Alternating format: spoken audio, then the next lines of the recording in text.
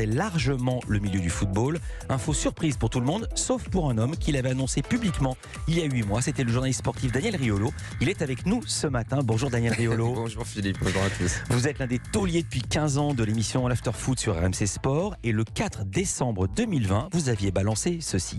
Je peux même dire, là on est entre nous, Messi sera au PSG l'année prochaine. Ça va. Messi sera au PSG l'année prochaine. Ah mais je suis très sérieux. On est Tu contre affirmes, nous. c'est pas... Je suis très sérieux. Messi sera au PSG l'année prochaine. Ça rigole bien pendant que vous dites ça. Ça vous fait rigoler encore. Pourquoi vous riez ? Ça me fait rire à chaque fois que j'entends cette séquence parce qu'il y a juste un tout petit mot au milieu de la phrase qui est on est entre nous. Ça a l'air de rien de dire ça. Ça a l'air d'être juste une petite phrase anodine. Mais il est vrai que, alors très bizarrement, je l'ai dit dans l'émission, je me souviens, c'était un jeudi soir dans l'émission qui précède les matchs d'Europa League, Coupe d'Europe, qui effectivement est une petite émission par rapport au grand barnum qu'on fait le mardi et le mercredi sur la Ligue des Champions. Et par rapport à l'Afterfoot, l'émission dans laquelle j'aurais dû dire ça. Ouais. Normalement, c'est celle dans laquelle je suis depuis 15 ans, et qui est mon émission, enfin avec Gilbert, c'est notre émission. Et là, je sais pas, j'avais envie de le dire parce que j'avais prévu de le dire. En fait, j'ai pas pu tenir jusqu'au soir. Et je l'ai dit, il devait être 18h30, un truc comme ça. Je tenais pas de dire ça, j'avais très envie. Alors, je suis incapable de vous dire aujourd'hui pourquoi je l'ai dit avec ce ton-là. Parce que le ton fait rire beaucoup de gens quand on le réécoute. Pardonnez-moi, Daniel Riolo, c'est pas le ton, c'est l'info. Puisque moi, quand j'ai vu cette info, je suis allé dire à mon fils, regarde ce que vient de dire Riolo.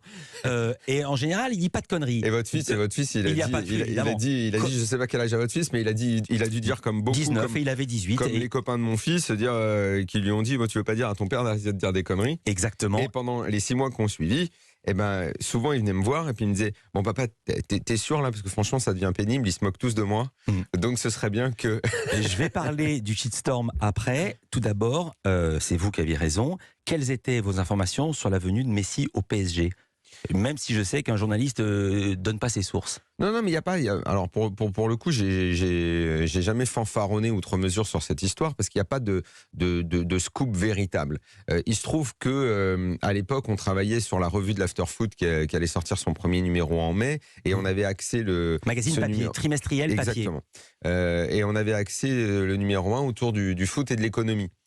Et on parlait à énormément de gens à ce moment-là. Je parlais à beaucoup de gens en Espagne autour de la situation financière des clubs.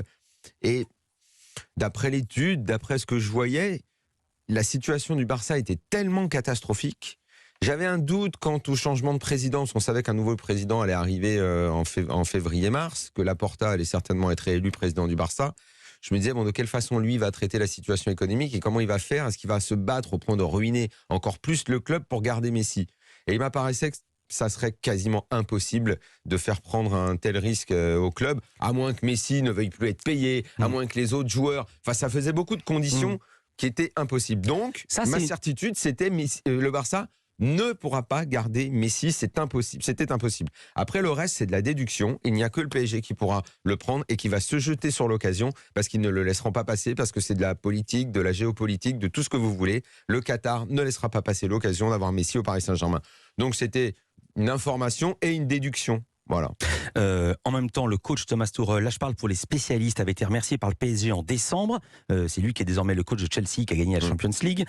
Est-ce qu'il y a un rapport entre son départ et l'arrivée de Messi, puisque le nouvel entraîneur Pochettino est argentin comme Messi, il a joué avec Messi et ils se connaissent très bien. Je me suis dit, je ne veux pas faire la théorie du complot, mais est-ce qu'ils n'ont pas fait venir Pochettino pour avoir Messi avec dans la corbeille ?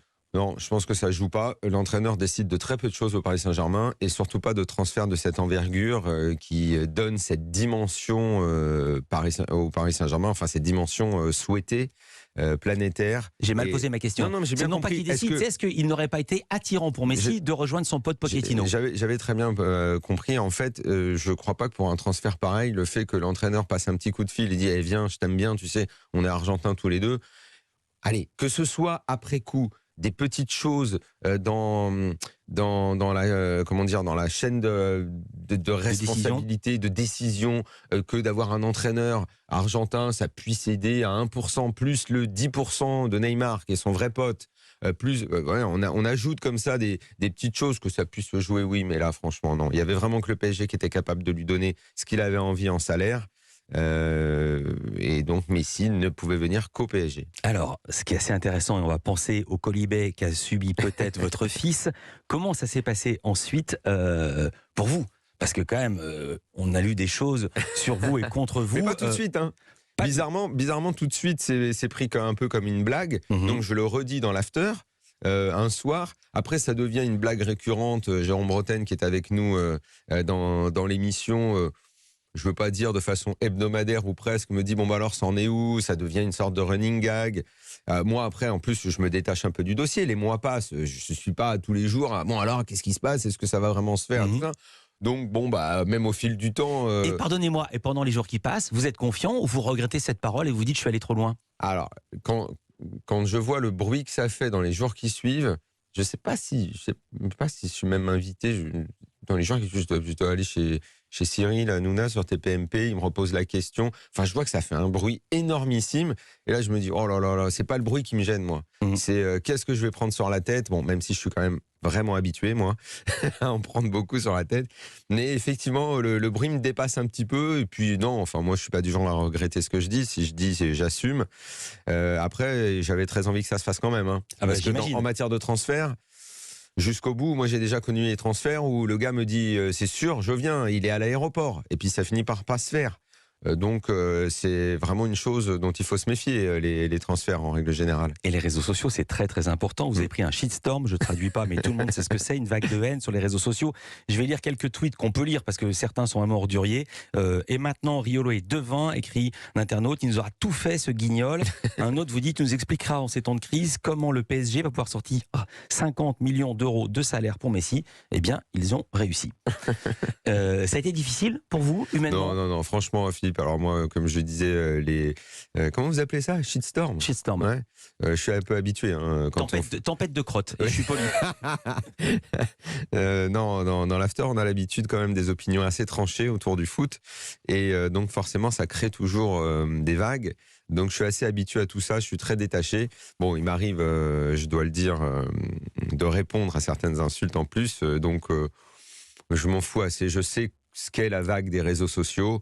Ça s'est accentué parce qu'il y a eu une deuxième vague en l'occurrence au mois de juillet, quand à chaque fois que Messi affirmait je vais re-signer, ou que plutôt les dirigeants, parce que lui finalement ne le disait pas, et c'est ça que les gens regardaient pas, mais moi c'est ça que je surveillais. Je disais mais est-ce que réellement, parce que quand on vous dit au mois de mai il va re-signer, au mois de juin, les dirigeants de Barcelone disaient il va re-signer, et là bim bim bim vous repreniez un tombereau. À chaque fois ça revenait. Bah alors tu vois bien Guignol, il va re-signer, les dirigeants ont dit ça. Je dis est-ce qu'on est obligé de les croire? Tant que c'est pas fait. Et puis si c'était si sûr que ça, en avril il doit signer, en mai il doit signer, en juin il doit signer. Et je crois même que j'ai remis une pièce dans la machine. Et là je me suis dit bon, celle-là t'aurais peut-être pas dû. C'est que début juillet, j'ai dit il a toujours pas signé, Messi.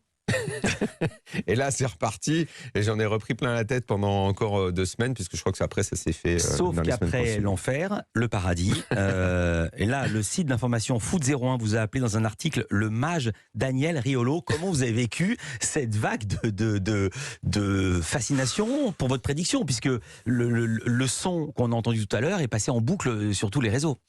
Honnêtement, moi j'étais principalement content pour mon fiston. Qui est venu me voir et qui était très content de pouvoir frimer auprès de ses copains et de dire ouf, enfin ça fait 6 mois qu'ils se moquent de moi, je peux enfin leur dire que voilà, mon papa avait raison, parce que maintenant il a l'âge de beaucoup suivre le foot et tous ses potes suivent également beaucoup le foot. Non, après moi j'étais en vacances, j'ai suivi dès que clairement je crois que ça a été rendu officiel assez vite dans le mois de juillet que le Barça qui ne re-signerait pas. J'ai dit bon, c'est bon, l'autoroute il est lancé, c'est fait.